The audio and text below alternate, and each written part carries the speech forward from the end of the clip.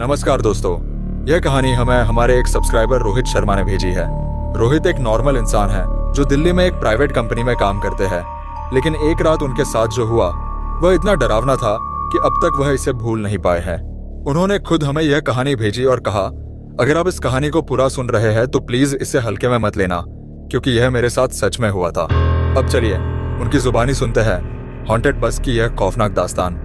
मैं रोज की तरह देर रात ऑफिस से निकला। रात के करीब 11:30 हो रहे थे और मेरी आदत थी कि मैं घर लौटने के लिए पब्लिक ट्रांसपोर्ट का ही इस्तेमाल करता था। उस रात भी मैं बस स्टॉप पर खड़ा था, लेकिन अजीब बात यह थी कि पूरी सड़क सुनसान थी। आमतौर पर इस वक्त भी कुछ ना कुछ गाड़ियां दिखती थीं, लेकिन उस दिन अजीब सन्नाटा था। करीब 5 मिनट बाद एक पुरानी सी लाल रंग की बस मेरे सामने आकर रुकी। वह कोई सरकारी बस नहीं थी, लेकिन मैं ज्यादा सोचे बिना बस में चढ़ गया। बस के अंदर घुसते ही मुझे एक अजीब सी ठंडक महसूस हुई।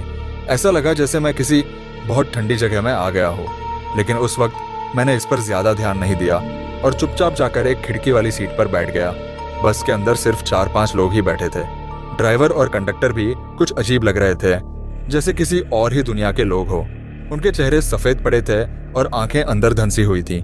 कंडक्टर धीरे से मेरे पास आया और बहुत ही भारी आवाज में बोला, टिकट ले लो। मैंने जेब से पैसे निकाले और टिकट ले लिया, लेकिन जब मैंने टिकट पर लिखा समय देखा तो मेरे रोंगटे खड़े हो गए। टिकट पर 12:45 रात के बाद लिखा था, जबकि उस वक्त सिर्फ 11:40 हो रहे थे। मैंने घड़ी दोबारा देखी, फोन निकाला, हर जगह वही समय था। फिर टिकट पर लिखा समय क्यों अलग था? इतने में अचानक बस में बैठे एक बुजुर्ग आदमी ने मेरी तरफ देखा और हल्की आवाज में कहा, बेटा अब भी समय है, उतर जा इस बस से। बुजुर्ग की बात सुनकर मेरा दिल तेजी से धड़कने लगा। मैंने उनकी तरफ देखा, उनके चेहरे पर अजीब डर था। मैंने हिम्मत करके पूछा, क्यों अंकल, क्या हुआ? उन्होंने एक पल के लिए इधर उधर देखा, फिर धीरे से बोले, ये बस असल में मर चुके लोगों की आत्माओं को ले जाती है। अगर कोई जिंदा इंसान इसमें बैठ जाए तो वो वापस नहीं आता। मुझे लगा कि ये बकवास है, लेकिन तभी मैंने बस के शीशे से बाहर झांका और मेरी सांसें रुक गईं। बस उसी सड़क से बार बार गुजर रही थी, लेकिन बाहर का नजारा बिल्कुल नहीं बदल रहा था। मैं एक भयानक जाल में फंस चुका था। मेरी धड़कनें तेज हो गईं। मैं जल्दी से खड़ा हुआ और बस के दरवाजे की तरफ बढ़ा, लेकिन जैसे ही मैंने उतरने की कोशिश की, कंडक्टर ने मेरी तरफ गहरी नजर डाली और धीमी लेकिन डरावनी आवाज में बोला, बैठ जा, मैं बस अभी नहीं रुकेगी। उसकी आवाज सुनते ही मेरे पैर कांप गए। मैंने ड्राइवर की तरफ देखा, लेकिन वो बिना पलक झपकाए बस चला रहा था, जैसे किसी ट्रांस में हो। मैंने बस के शीशे से बाहर झांका, सड़क वही थी, लेकिन कोई भी इंसान या दुकान नजर नहीं आ रही थी। सब कुछ वीरान और धुंध में डूबा हुआ लग रहा था। मुझे समझ नहीं आ रहा था कि ये बस सच में चल भी रही है या हम किसी भयानक दुनिया में फंस चुके हैं। बुजुर्ग आदमी ने मेरी तरफ देखा और सिर हिलाते हुए कहा, मैंने तुझे पहले ही कहा था बेटा, उतर जा, अब देर हो चुकी है। अब मुझे इस बस में बैठे बाकी यात्रियों की तरफ ध्यान गया। उनमें से एक औरत अपने बालों से खेल रही थी, लेकिन जब मैंने उसके चेहरे की तरफ देखा तो मेरे रोंगटे खड़े हो गए। उसकी आंखों में सिर्फ काला गड्ढा था, कोई पुतली नहीं, सिर्फ अंधेरा। एक आदमी जो पीछे वाली सीट पर बैठा था अपनी गर्दन को असामान्य तरीके से मोड़कर मेरी तरफ घूर रहा था। उसकी गर्दन इतनी अजीब तरह से मुड़ी हुई थी कि किसी भी आम इंसान के लिए ऐसा करना नामुमकिन था। मैंने कांपते हुए बुजुर्ग आदमी से पूछा, ये लोग कौन हैं? उन्होंने धीरे से कहा, ये इंसान नहीं है, ये आत्माएं हैं, और अब हम भी इनके बीच फंस चुके हैं। अब मैं पागलों की तरह खिड़की के शीशे से बाहर देखने लगा। तभी मैंने एक और डरावनी चीज देखी। बस के बाहर कोई बिना पैर के दौड़ रहा था। वो इंसान नहीं था, उसकी परछाई थी, लेकिन वो उतनी ही तेजी से दौड़ रही थी जितनी स्पीड में बस चल रही थी। वो परछाई कभी बस से आगे निकल जाती, कभी पीछे रह जाती, लेकिन हर बार उसकी शक्ल बदल रही थी। मैंने डर के मारे अपनी आंखें बंद कर ली, लेकिन तभी बस के अंदर एक गूंजती हुई चीख सुनाई दी। मेरी पूरी बॉडी सुन्न हो गई और मुझे एहसास हुआ अब कुछ बहुत बड़ा होने वाला था। मैंने डर के मारे अपनी आंखें बंद कर ली थी, लेकिन वो चीख लगातार गूंज रही थी। जब हिम्मत करके आंखें खोली तो मैंने जो देखा उससे मेरी जान निकल गई। पीछे बैठी औरत, जिसकी आंखों में सिर्फ काला गड्ढा था, अब अपनी सीट से ऊपर हवा में लटक रही थी। उसके लंबे बाल पूरे बस में फैल गए थे और वो जोर जोर से हंस रही थी। अचानक उसकी गर्दन मेरी तरफ मुड़ी और वो डरावनी आवाज में बोली, कहाँ जा रहे हो? अब तो हमेशा यहीं रहना है। मेरे पैरों के नीचे से जमीन खिसक गई। मैं जल्दी से बुजुर्ग आदमी की तरफ भागा और बोला, कुछ करो अंकल, हमें इस बस से बाहर निकलना होगा। उन्होंने मेरी तरफ देखा और धीरे से कहा, बस एक ही तरीका है, लेकिन वो आसान नहीं है। अचानक बस के अंदर की लाइट्स तेजी से जलने बुझने लगी। ऐसा लग रहा था जैसे पूरा माहौल बदल रहा हो। मैंने चारों तरफ देखा तो पाया कि बस में बैठी बाकी सवारियां अब धुंधली होती जा रही थी। कंडक्टर, जो अब तक एक इंसान लग रहा था, उसकी शक्ल पूरी तरह बदल चुकी थी। उसकी आंखों से खून टपक रहा था और उसकी उंगलियां नुकीले पंजों जैसी हो गई थी। उसने मेरी तरफ इशारा किया और धीरे से फुसफुसाया, अब बचने का कोई रास्ता नहीं। बुजुर्ग आदमी ने मुझे कसकर पकड़ा और चिल्लाए, रोहित, अपनी आंखें मत बंद करना। अगर तूने आंखें बंद की तो ये तुझे हमेशा के लिए अपनी दुनिया में खींच लेंगे। बस अब और भी अंधेरे में समा चुकी थी। बाहर झांक कर देखा तो पूरी दुनिया गायब हो चुकी थी। ऐसा लग रहा था जैसे हम किसी काले वॉइड में फंस गए हों। बुजुर्ग आदमी ने मेरी जेब में रखी टिकट की तरफ इशारा किया और कहा, इसे देख, यही तेरा आखिरी मौका है बाहर निकलने का। मैंने कांपते हुए टिकट निकाला। जैसे ही मैंने उसे ध्यान से देखा, उस पर खून से लिखा था, एक दिशा का टिकट न ही वापसी। अब समझ आया कि यह टिकट मेरी मौत का फरमान था।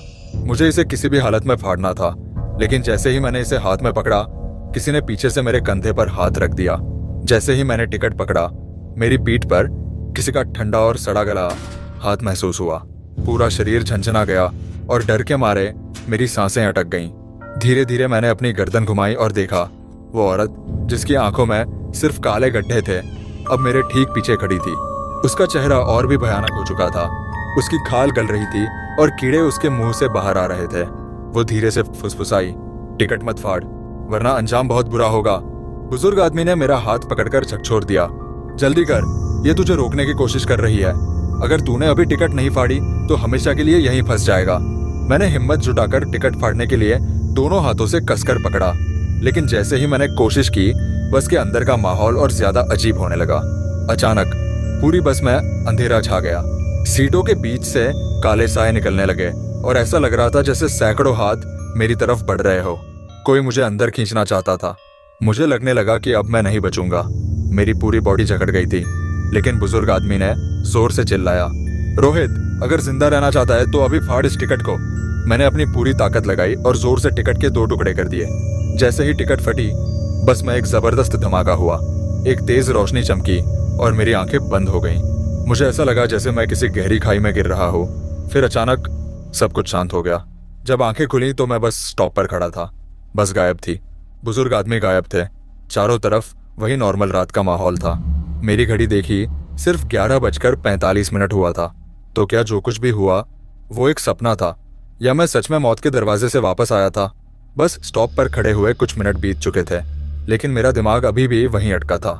मैंने चारों तरफ देखा, रात का वही सन्नाटा। सड़क पर इक्का दुक्का गाड़ियां दौड़ रही थीं और पास ही एक चाय की दुकान खुली थी।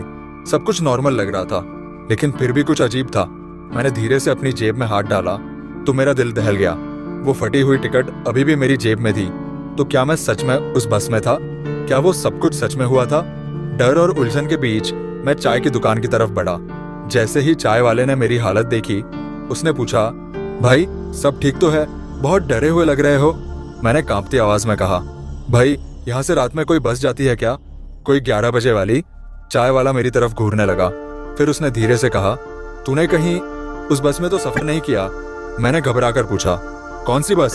उसने थोड़ा पास आकर फुसफुसाते हुए कहा, भाई जो भी उस बस में चढ़ता है वो लौटकर नहीं आता। तू जिंदा कैसे बचा? अब मेरी हालत और खराब हो गई थी। मैंने घबराकर जेब से वो फटी हुई टिकट निकाली और चाय वाले को दिखाई। उसे देखते ही उसके चेहरे का रंग उड़ गया। उसने टिकट मेरे हाथ से खींची, ध्यान से देखा और फिर कांपती आवाज में बोला, भाई ये टिकट नहीं, ये तो मौत का बुलावा था।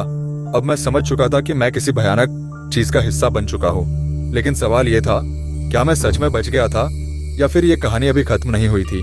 चाय वाले के चेहरे पर साफ डर दिख रहा था। उसने इधर उधर देखा और धीरे से बोला, भाई इस बस का जिक्र भी मत करना। जो लोग इसे याद रखते हैं उनके साथ भी अजीब चीजें होने लगती हैं। मेरा दिमाग घूम गया। मैंने चाय वाले से पूछा, लेकिन ये बस आखिर है क्या और ये कहाँ जाती है? वो थोड़ा और पास आया और फुसफुसाया, कहते हैं कई साल पहले इसी रूट पर एक बस एक्सीडेंट में जलकर राख हो गई थी। उसमें बैठे सभी लोग जिंदा जल गए थे, लेकिन उनकी आत्माएं अभी भी उसी बस में सफर कर रही हैं। मेरे रोंगटे खड़े हो गए। मतलब जो बस में बैठी सवारियां थीं वो सब भूत थे? अब मुझे एक और बात खटकने लगी। वो बुजुर्ग आदमी कौन था? अगर बस में बाकी सभी लोग भूत थे तो क्या वो भी? लेकिन नहीं, उसने मेरी जान बचाई थी, तो क्या वो भी उसी हादसे का कोई हिस्सा था?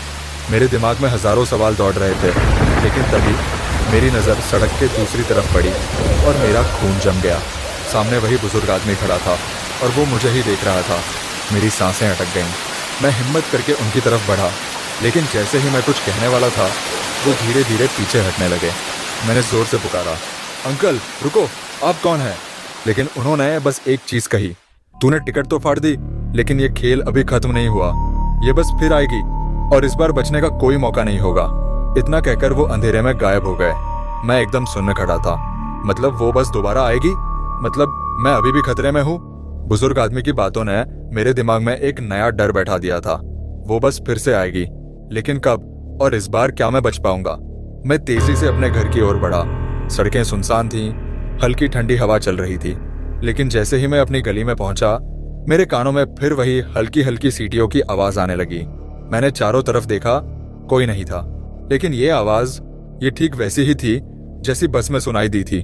मेरे पैर थम गए, दिल जोरों से धड़क रहा था। अचानक मुझे अपनी ही परछाई के पास एक और छोटी सी परछाई नजर आई, जैसे कोई मेरे ठीक पीछे खड़ा हो। डर के मारे मैंने झटके से पीछे देखा, कोई नहीं था, लेकिन मेरे कानों में किसी की धीमी हंसी गूंज उठी।